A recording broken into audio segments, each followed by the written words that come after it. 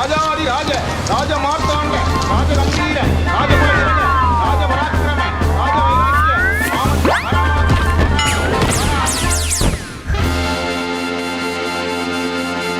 வணக்கம், வந்தனம், நமஸ்தே, நமஸ்கார். நான் உங்க எழில். இது நியூஸ் 18 தர்பார். வழக்கம் போல வெயில், வழக்கம் போல அரசியல், வழக்கம் போல அப்படியே அழுகாட்சி எல்லாம் இருக்கு இந்த அரசியல்ல. இந்த அரசியல் தான் ஏகப்பட்ட அழுகாட்சி இருக்கு. வாங்க ஒன்று ஒன்றா வைக்கிறோம், பார்த்து என்ஜாய் பண்ணுங்க. நிகழ்ச்சிக்குள்ள போவோம்.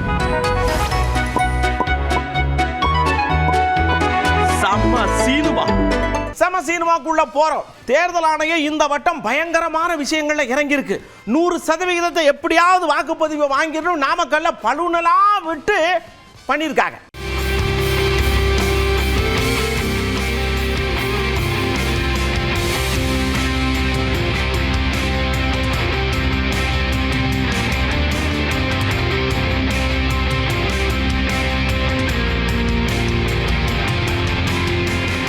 அப்படியே மன்னார்குடியில அமமுக வேட்பாளர் சரண் போனாரு. அடிக்கிற வெயில பத்தி கவலையே படல. டீ கிளாஸ் எடுத்தாரு, சீனியா போட்டாரு, பாலை ஊத்துனா, டீ கிளாஸ் ஊத்தாரு, சரண் ஒரு ஆத்தாத்தி ஓட்டு போடுங்க. அவ்வளவுதான், மேட்ரு முடிஞ்சு வச்சு.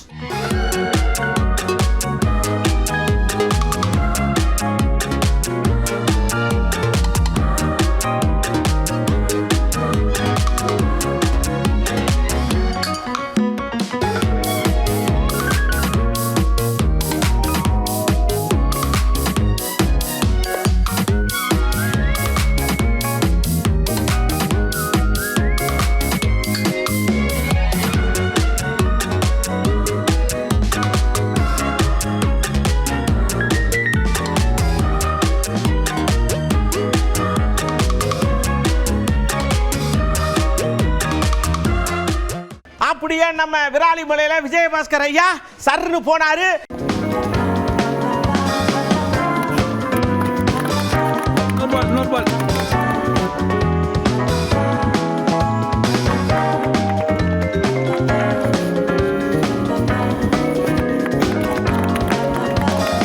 நீங்க மட்டும் தான் கிரிக்கெட் ஆடுவீங்களா? நாங்களும் ஆடுவோம்னு காஞ்சிபுரத்தில் இருக்கிற திமுக வேட்பாளர் அவங்க லேடிஸ் இருந்தாலும் கிரிக்கெட்ல என்ன லேடிஸ் ஜென்ஸ் பந்த போடு அடிக்கிறேன் அப்படி அடிச்சு ஓட்டு கட்டிருக்காங்க.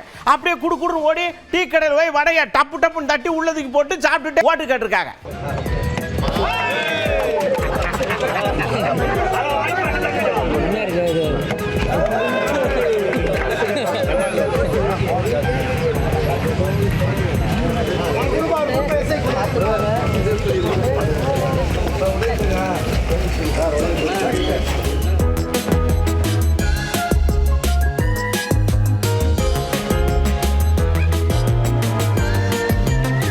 இப்பெல்லாம் மகள்கள் ஓட்டு கேட்கறது ரொம்ப ட்ரெண்ட் ஆகி போச்சு. வந்திருக்கும் தொண்டாமுத்தூர் தொகுதி சொந்தங்கள் அனைவருக்கும் என் வணக்கத்தை தெரிவித்துக் கொள்கிறேன். முதலில் உங்களுக்கு 2021 சட்டமன்ற தேர்தலில் அப்பாவை ஜெயிக்க வைத்ததற்கு என் குடும்பத்தின் சார்பாகவும் என் சார்பாகவும் நன்றியை தெரிவித்துக் கொள்கிறேன். இந்த முறையும் அப்பா தொண்டாமுத்தூர் தொகுதியில 4வது முறையாக நிற்கிறாரு. நான் அப்பாவுக்கு ஓட்டு கேட்பதே பெருமையாக நினைக்கிறேன். ஏன்னா நம்ம கோவை மாவட்டத்திற்கு நிறைய திட்டங்களை கொண்டு வந்து அதை செயல்படுத்தியிருக்காரு. இப்ப நம்ம எங்க பார்த்தாலும் அவர் கொண்டு வந்த சாதனை திட்டங்களை நம்மால் பார்க்க முடியும். அதிமுக வேட்பாளருக்கு அண்ணாச்சி படத்திலே மாலையை கட்டி போட்டிருக்காங்க.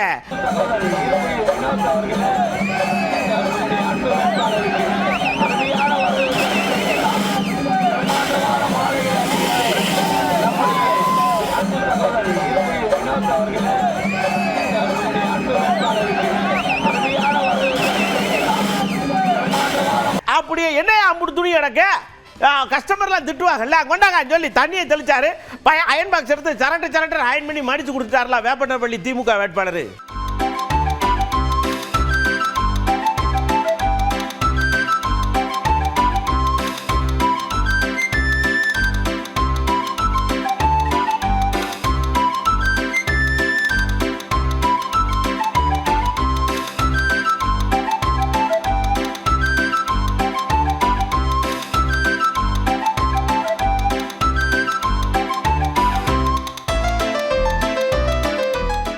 ஜெயலலிதா குட்டியா வந்திருக்காங்க அப்படின்னு எல்லாரும் வாயை பிளந்து பார்க்குற நேரத்தில் அம்பத்தூரில் பாமக வேட்பாளர் ஓட்டு கட்டு போயிருக்காங்க. அப்படியே வந்திருக்காங்க.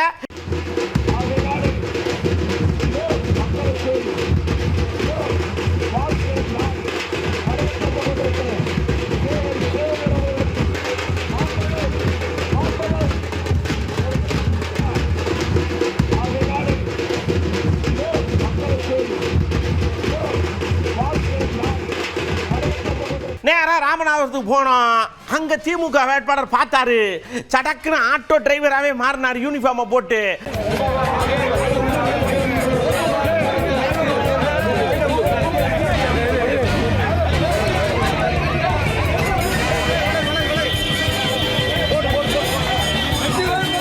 அப்படியே உளுந்தூர்பேட்டையில சுயேட்சை வேட்பாளர் ஒருத்தர் பலாப்பழத்தை தூக்கி மண்டையில வச்சுக்கிட்டு ஓட்டு கேட்டிருக்காரு.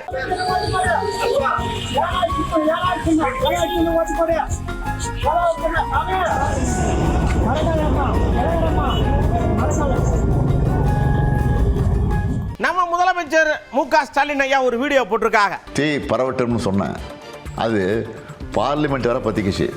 50-60களை பார்த்த பழைய திமுகவை பார்க்க வேண்டிய வரும்னு எச்சரித்தேன். அப்படின்னா என்ன என்று கேட்ட சில அரைவேக்காடுகளுக்கு இதாண்டா திமுக பாருங்க என்று நேற்று ஸ்ட்ராங்காக காட்டியிருக்கிறோம். பெண்களுக்கான இடஒதுக்கீடு என்ற மாறு விஷயத்தில் இந்த சட்டத்தை பாஜக கொண்டு வர பார்த்தாங்க. ஆனால் இந்த ஏமாற்று திட்டத்தை முன்னாடி நின்று தோற்கடித்ததே பெண்கள் தான். இப்போ நாம் பெற்றிருப்பது பாதி வெற்றி தான். 2051 வரை தொகுதி எண்ணிக்கையை மறுவரையறை செய்கிறத தள்ளி வைக்க அரசியலமைப்பு சட்டம் திருத்தம் கொண்டு வரணும்.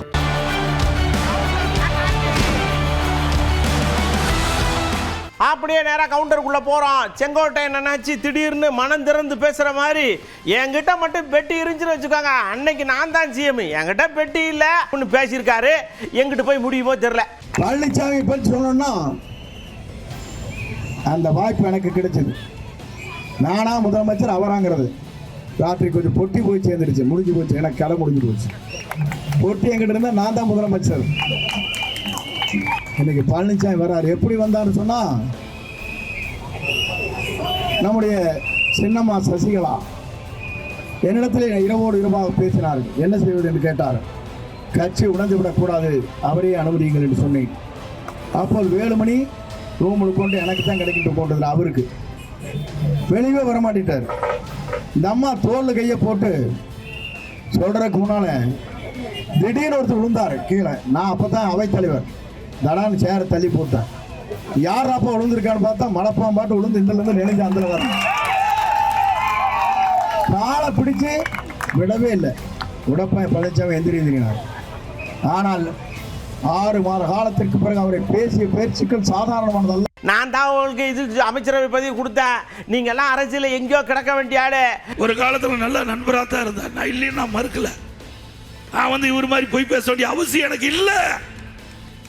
நான் அந்த நட்பின் அடிப்படையில் நான் கொடுத்தேன். அந்த மரியாதை உனக்கு இருக்குதா?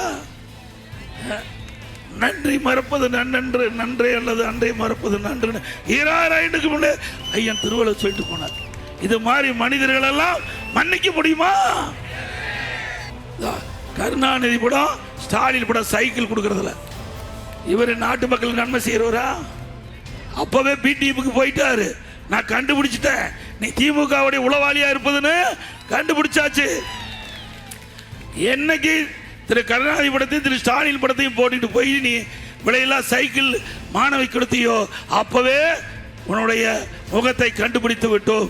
நீ சரியான ஆள் இல்ல, அண்ணா திமுக விசுவாசி இல்ல, அண்ணா திமுக உள்ளே இருந்து குழி தோண்டி புதைக்கின்ற ஒரு உளவாளியாக இருக்கிறது கண்டுபிடிக்கப்பட்டு விட்டது.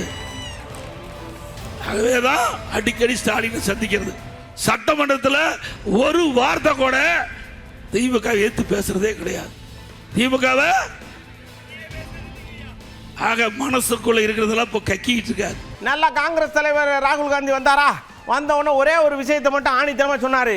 What the BJP wants is a partner in Tamil Nadu who allows them to rule Tamil Nadu from Delhi. They want a chief minister in Tamil Nadu who takes orders from Amit Shah and Narendra Modi. The same way Donald Trump has compromised Narendra Modi, they want a compromised chief minister to run Tamil Nadu. Tamilisai அக்கா, நீங்க பெண்களை எதிர்க்கீங்களே அப்படின்னு ஏகத்துக்கும் கோவப்படுதாக முதலமைச்சர் மேல. எப்ப பார்த்தாலும் ஒரு உருவகப்படுத்தி ஏதோ ஒரு பெரிய போர் நடக்கிற மாதிரி உருவகப்படுத்தி அது தொகுதி மறுவரையாக இருக்கட்டும், இல்லை என்றால் புதிய கல்விக் கொள்கையாக இருக்கட்டும், இல்லை என்றால் SIR இருக்கட்டும், எதையாவது ஒரு உருவகத்தை படுத்தி ஏதோ ஒரு தமிழகத்துக்கு எதிராக ஒரு போர் நடந்து கொண்டிருப்பதை போலவும் இவர் தான் போய் காப்பாற்றி கொண்டிருப்பதை போலவும் ஒரு நாடகத்தை ஆடிவிட்டு அடிப்படையில் தமிழகத்தில் உள்ள மோசமான ஆட்சியை மறைத்து கொண்டிருக்கிறார் என்பதுதான் எனது குற்றச்சாட்டு. இல்ல, முதலமைச்சர் ஒரு கேள்வி கேட்கிறேன். பெண்களின் உரிமை மறுக்கப்பட்டது வெற்றியா? பெண்கள் குரல், கூடுதல் குரல் பாராளுமன்றத்தில் ஒலித்திருக்குமே, அதை முடக்கி இருக்கிறீர்கள், இது வெற்றியா? நான் சினிமாவிலிருந்து வந்திருக்கேன்னு பிடிஆர் என்னை பற்றி பேசிட்டே இருக்காரு. ஆனால் அவருக்கு பிரச்சாரம் பண்ணுறதுக்கு பிரகாஷ் ராஜா கூட்டியாரார். அவர் என்ன IT டிபார்ட்மெண்ட்ல எவ்வளோ வந்தார்? அவரும் சினிமாக்காரர் தானே. இது என்ன அழுச்சாட்டியமாக இருக்கு அப்படின்னு கேட்கார்லா. என்ன சினிமாக்காரன், சினிமா சங்கி அப்படின்லாம் சொல்கிறவருக்கு இப்போ பிரச்சாரம் பண்ணுறதுக்கு பாவம் ஒரு சினிமாக்காரர் தான் தேவைப்படுறாரு. அது என்ன வெளியூர்காரன்னு சொல்கிறாரு. வெளி மாநிலத்திலிருந்து கொண்டாந்து இறக்கியிருக்காரு என் அருமை நண்பர் திரு பிரகாஷ் ராஜா அவர்களை. என்ன காரணம்? கட்சி தலைமையே இவரை கண்டுக்கல, இவரை கைவிட்டுருச்சுன்னு தான் நான் சொல்லுவேன். ஏன்னா அவங்களோட வருங்கால தலைவர் மதிப்புக்குரிய துணை முதல்வர் திரு உதயநிதி ஸ்டாலின் அவர்கள் மதுரைக்கு இருக்கிற அத்தனை தொகுதியில் பிரச்சாரம் பண்ணவர் மதுரை மத்திய தொகுதியில் மட்டும் பிரச்சாரம் பண்ணல. ஸோ அவரோட செல்வாக்கு அவரோட கட்சியிலேயே எந்த அளவுக்கு இருக்குன்ட்டு உங்களுக்கு எல்லாருக்குமே புரியும். இப்படிப்பட்ட நிலைமையில் இருக்கிற ஒரு 10 வருஷமா எதுவுமே பண்ணாதவர் ஒருவேளை இப்போ உட்காந்து எலெக்ஷனில் நான் ஜெயிச்சு அதை பண்ணுவேன் இதை பண்ணுவேங்கிறாரு. சொந்த கட்சியிலே செல்வாக்கு இல்லாத இவர் நாளைக்கு என்ன மதுரை மத்திய தொகுதிக்கு நல்லது பண்ண முடியும்? அப்படியே நம்ம கமலஹாசன் அண்ணாச்சி நம்ம சேகர் பாபு அண்ணாச்சியை ரொம்ப புகழ்ந்து பேசிட்டார்லாம். சடக்குன்னு போய் இந்த மாதிரி பேசியிருக்காரு அப்படின்னு சுந்தர்சிட்ட கேட்டா அவர் வேற ஒரு ஆங்கிள் யோசிப்பார் போல் இருக்கு. என்ன சொன்னாருன்னு பாருங்க. ராஜராஜனோட அதிகமான கோயில்களுக்கு குடமுழுக்கு சேகர் பாபு செஞ்சிருக்காருன்னு கமலஹாசன் பேசியிருக்காரு. அதை எப்படி அவரே சொல்லிட்டார்.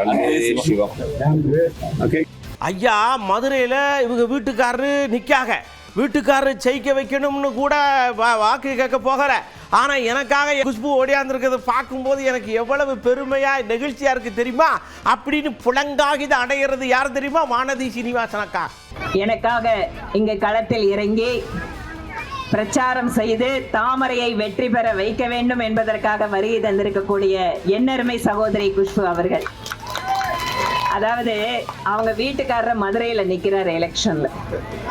நம்ம யாராவது புருஷனோ பொண்டாட்டியோ வேட்பாளராக இருந்தால் வெளியூர் வர்றது எவ்வளவு கஷ்டம் அப்படின்னு எனக்கு தெரியும்.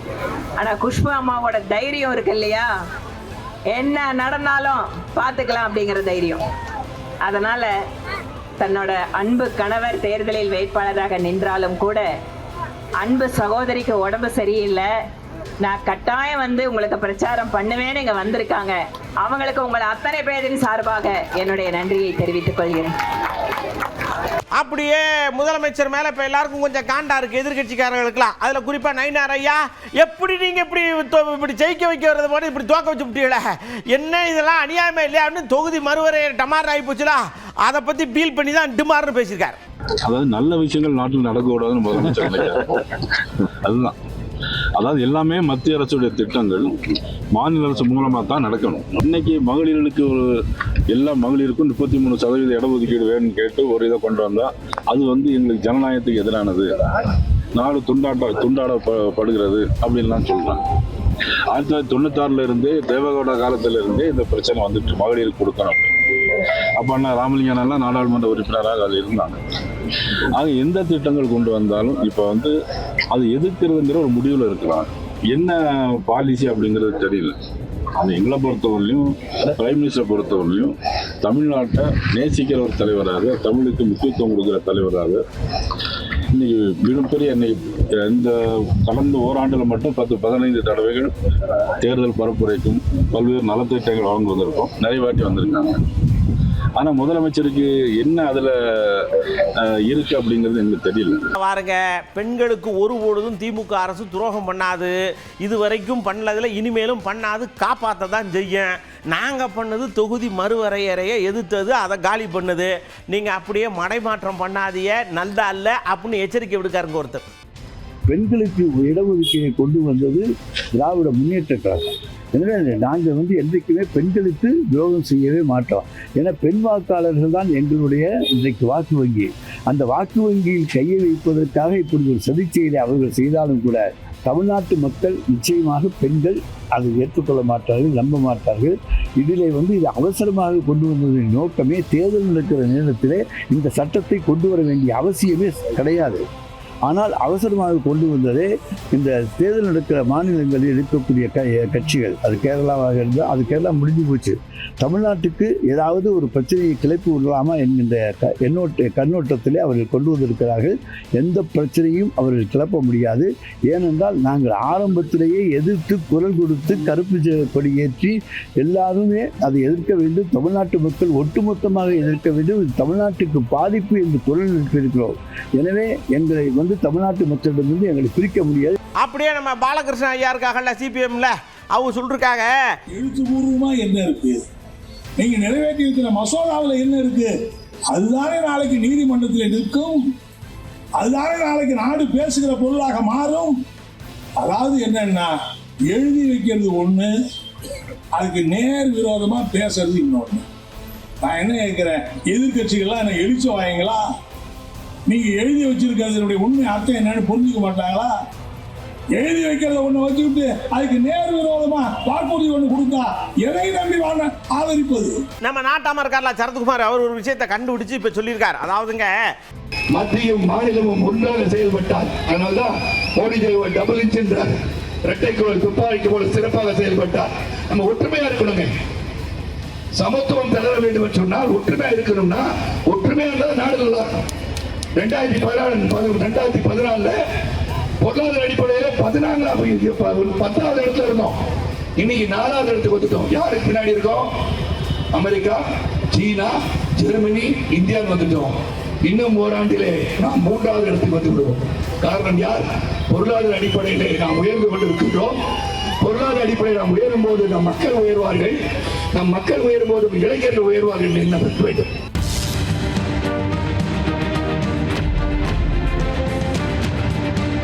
வாக்காளர் பெருமக்களே, எல்லாரும் ஒரு செகண்ட் இங்க கவனிங்க. முந்தையெல்லாம் சீட்டில் கொடுப்பாங்க, சதக்கு குத்தி போட்டு வந்துட்டே இருக்கிய. இப்போ எவ்வளவுதான் மெஷின் வந்தாலும் எவ்வளவுதான் விழிப்புணர்வு ஏற்படுத்தினாலும் அங்கே போய் அந்த பீக்கின் சத்தம் வரும்போது கொஞ்சம் விரல் நடுங்குது. எதில் அமுக்கணும்னு தெரியல. அமுக்கிட்டோம்னா அது எரியுதா எரியல, நம்ம இவருக்கு தான் அமுக்கிருக்கோமா அப்படின்னு டவுட் இருக்கு. இப்படி ஏகப்பட்ட விஷயங்கள் இருக்கு. ஓட்டு போட்டுச்சா இல்லையான்னு டவுட்டெல்லாம் வருது. இன்னும் என்னென்ன இடர்பாடுகளெல்லாம் நீங்கள் இந்த மிஷினால் சந்திக்கிய இல்லை கம்ஃபர்ட்டாக இருக்கா அப்படின்னு ஃபீல் பண்ணுறீடா? மழன்னு சொல்லுங்கன்னு சொன்னால் 100% வாக்குப்பதிவு மாதிரி அவங்களுடைய பதில் வருது. மக்கள் நல்லா புரியுற மாதிரி செஞ்சு கொடுக்கணும். வேற ஒன்று இப்போ இயந்திரம்னாக்கா அது அவங்க சொன்னா கூட அதை ஞாபகத்தில் வச்சுக்கிட்டு அந்த பட்டனை அம்முறாங்க. அது கொஞ்சம் சௌகரியமா தான் இருக்கு. இது இயந்திரம் ஈஸியா இருக்கு. புரியாதவங்களுக்கும் கரெக்டா கரெக்டா தெரியுது, நல்லா புரியும். பெருசா வைக்கணும், அதாவது சின்னங்களை பெருசா வச்சா கொஞ்சம் நல்லா இருக்கும். வயசானவங்களுக்கும் கொஞ்சம் நல்லா இருக்கும். வாக்காளர்களும் சரி, அங்கே உள்ள போலிங் ஆஃபீஸரும் சரி கொஞ்சம் கோஆப்ரேட்டிவ் பண்ணாலும் நல்லா சிறப்பாக எலெக்ஷன்கள் முடியும். மிஷினில் ஓட்டு போடுறதெல்லாம் பிரச்சனை ஈஸியாக தான் இருக்குது. ஆனால் ரிசல்ட் மட்டும் கொஞ்சம் சீக்கிரம் சொன்னால் கொஞ்சம் நல்லா இருக்கும். கீட்டு கொட்டகை போட்டால் கூட நிழல் நல்லா இருக்கும். அந்த ஒரு சௌகரியம் தான் நல்லா இருக்கும். யாரும் மயக்க வர மாட்டாங்க. வெய்ய காலம் எல்இடி லைட் வேணும். அதில் கண்டிப்பாக எல்இடி லைட் இருந்தால் ஈஸியாக ஓட்டு போட்டுக்கலாம். ஏன்னு கேட்டால் அந்த பிளேஸ் கொஞ்சம் டார்க்காக இருக்கிறதுனால பிரைட்னஸ்க்கு அது தேவை, லைட் தேவை. நகலை நம்ம கைக்கு வந்துருச்சு அப்படின்னா எங்களுக்கு ஒரு திருப்தி. நான் இந்த இதுக்கு தான் போட்டிருக்கேன், இந்த சின்னத்துக்கு தான் போட்டிருக்கிறேன்ற நம்பிக்கை வரும். படிக்க தெரிஞ்சாலும் தெரியலனாலும் படம் பார்த்து கூட அவங்க வாக்களிக்க முடியும். ரொம்ப எளிமையாக தான் இருக்கும்னு நான் நினைக்கிறேன். புகைப்படம்லாம் போடுறேன்னு இருக்காங்க, வேட்பாளரோட புகைப்படம்லாம். அது ஒரு நல்ல வரவேற்க வேண்டிய விஷயம்தான். அதே மாதிரி போட்டாங்களை கொஞ்சம் பெருசாக போட்டால் நல்லா இருக்கும்னு நினைக்கிறேன். இது நல்லா தெரியும். பட்டம் ஒரு பட்டம் அப்படின்னா கீழே கத்துது, வேலை முடியுது. எளிமையா இருக்கு, எளிமையாவே இருக்கு. எந்த ஒரு குழப்பமும் இல்லை, எளிமையாவே இருக்கு. எந்த மாற்றமும் கொண்டு வர தேவையில்லை. அதில் வாக்காளர் படமும் சின்னமும் இருக்கிறதுனால எல்லாருக்கும் போடுறதுக்கு ஈஸியா இருக்குது. இயந்திரத்தில் வாக்களிப்பதுங்கிறது எளிமையாக தான் இருக்கு. பட் ஆனால் அதில் ஃபுல் ஆக்டிவேஷன் இல்லை. ஓகே அன்பு நெஞ்சங்களே, இது வரைக்கும் நீங்கள் பார்த்த தர்பாரில் இன்னும் இதே மாதிரி ஏகப்பட்ட விஷயத்தோட அடுத்த தர்பார்லையும் நாங்கள் உங்களை இதே மாதிரியான விஷயத்தோட என்டர்டைன் பண்ண காத்துக்கிட்டு இருக்கிறோம். அதுவரை உங்களிடமிருந்து அன்போடும் பண்போடும் பாசத்தோடும் விடைபெற்றுக் கொள்வது உங்கள் அன்பு நண்பன் எழில். வணக்க மக்களே, மறக்காம 100% வாக்குப்பதிவை இந்த தேர்தல் ஆணையம் எடுத்துக்கிட்டே இருக்கு இல்லையா, அதுக்கு ஒத்துழைப்பு பண்ணி போய் ஓட்டு போட்டுருங்க. மறக்காம 23ஆம் தேதி ஓட்டு போட்டுருங்க. நன்றி, வணக்கம். ராஜாதி ராஜ ராஜ மார்த்தாண்ட ராஜ கம்பீர ராஜ